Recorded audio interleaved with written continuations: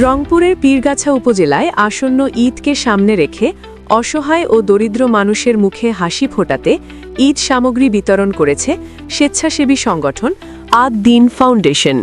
আমেনা, নসিরউদ্দিন, নাজমিন বেগম, নুরুল ইসলাম, রিয়া আমিরউদ্দিন। বৃহস্পতিবার বিকেলে উপজেলার ছাওলা ইউনিয়নের দামুশ্বর মুক্তিযোদ্ধা সরকারি প্রাথমিক বিদ্যালয়ের মাঠে এ মানবিক উদ্যোগের আয়োজন করা হয়। গরিব দুঃখী এবং অসহায় পরিবারের মধ্যে আমরা কিছু পরিবারকে ঈদ সামগ্রী বিতরণ করব। এটা আমাদের ফাউন্ডেশন নাম আদ দিন ফাউন্ডেশন।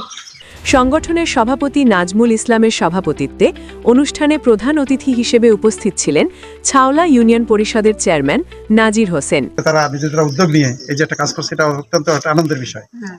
আপনারা সবাই দোয়া করবেন এদের জন্য, এরা যেন আরো নিজেরা স্বাবলম্বী হয়।